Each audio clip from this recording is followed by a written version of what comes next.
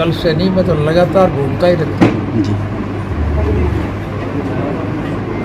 हरियाणा में नहीं, पूरे देश में बाढ़ का बहुत नुकसान है। हमारे यहाँ तो लोगों के घर डूब गए,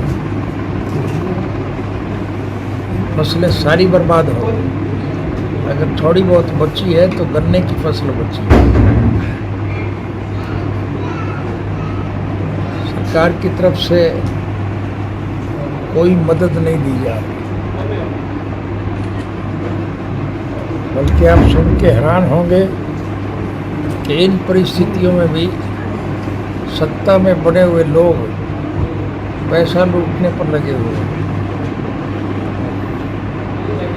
उन्हें देश से कोई सरोकार नहीं, जनता से कोई प्यार नहीं, पैसे के लोभी लोग हैं और इस प्रकार के कानून बनाते हैं जिससे योजनाबद्ध तरीके से देश का सारा पैसा मुट्ठी भर बड़े औद्योगिक घराने बिरला, टाटा, डालमिया, बांगड़, थापड़, किर्लोस्कर, मोदी, अंबानी और अडानी टाइप के लोगों के पास जाता है और उनसे ये लूट के खा रहे हैं। इससे भी तसल्ली नहीं होती इनकी। स्वर्गीय चौधरी देवीलाल जी ने बूढ़े बुजुर्गों को सम्मानित पेंशन देने का जो निर्णय लिया था, उस पेंशन को भी ये काट के खा रहे हैं।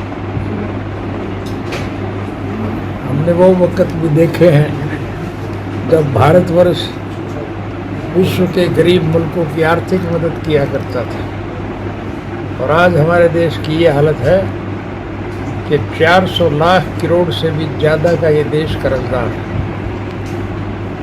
जो बच्चा पैदा होगा वो हज़ारों करोड़ का कर्जा सिर पे लेके पैदा। आपसे एक प्रश्न करना चाहूँगा, आपका जब भी किसी सत्ता पक्ष के आदमी से वास्ता पड़े, सत्ता पक्ष के लोगों से मिलना हो, उनसे एक ही प्रश्न पूछ लेना कि ये कर्जा किस बात का है। विकास के नाम पर तो कहीं एक ईंट नहीं लगी। ये जो फसलें बर्बाद हुई है, ये सरकार की नालायकी की वजह से। दोनों सरकार रही 15 साल तक, इन्होंने कोई नहरों की सफाई नहीं की, बंद कहीं पड़े हुए थे तो उन पर एक कस भी मिट्टी नहीं डाली, बिजली नहीं मिल पाई। आज बहुत बुरी हालत है। चौटाला साहब, एनडीए और यूपीए की बैठक चल रही है। पहले एनडीए यूपीए की बैठक चल रही है, पहले एनडीए के साथ इनेलो भी रही है, तो आप क्या कहेंगे? अब जजपा शामिल हो रही है, उसमें जा रहे हैं। मुझे ऐसा लगता है कि हमें 2024 का इंतज़ार नहीं करना पड़ेगा। जो लोग रास्ता भटक गए थे, गुमराह हो गए थे, बहका लिए गए थे, या जो सत्ता की मौज लूटने के लिए सत्ता पक्ष में चले गए थे, आज वो सब दुखी हैं, परेशान, वो वापस लौट रहे हैं। आप स्वयं देख रहे हैं कि हमारी ये जो यात्रा चल रही है, इसमें लोगों का उत्साह, जोश, चाव ये देखने लायक है। जिस गांव में से यात्रा जाती है, वो सारा का सारा गांव जो है, मर्द, औरत, जवान, बच्चा, सारे के सारे उस यात्रा में शामिल हैं। सब ने एक मन बनाया हुआ है कि इस कुशासन का अंत करना है। आज इस कुशासन की वजह से देश का हर नागरिक दुखी और परेशान है। कोई भी वर्ग राजी नहीं, हिंदू, मुसलमान, सिख, ईसाई, हरिजन, चमार, वाल्मीकि, धाणक, रेगर, खटीक, खाती, कुम्हार, लुहार, सुनार, मणिहार, नाई, तेली, धोबी, मोची, ब्राह्मण, बनिया,